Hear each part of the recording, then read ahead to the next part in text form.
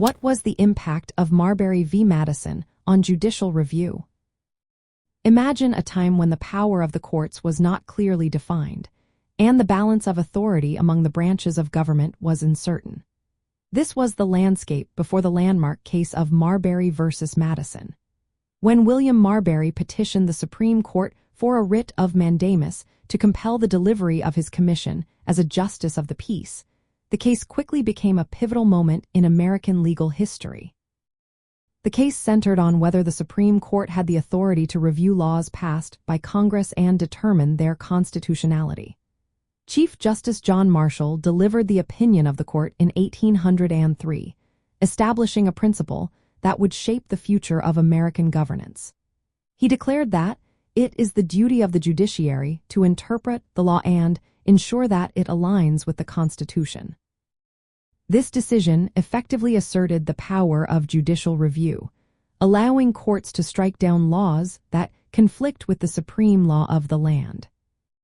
The impact of this ruling was profound. It provided the judiciary with a check on the legislative and executive branches, ensuring that no law or executive action could supersede constitutional principles. This concept of judicial review became a fundamental aspect of the United States legal system, reinforcing the role of courts as guardians of the Constitution. It also clarified that the Constitution is the supreme law, and all other laws must conform to it. Furthermore, the case set a precedent that has been referenced in countless legal disputes and decisions since then. It established the judiciary as an equal branch of government with the authority to interpret the Constitution, which has helped maintain the separation of powers. Over time, judicial review has been used to uphold civil rights, strike down unconstitutional laws, and shape the development of American law.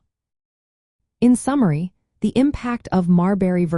Madison on judicial review was to formally establish the judiciary's authority to evaluate and nullify laws that conflict with the Constitution.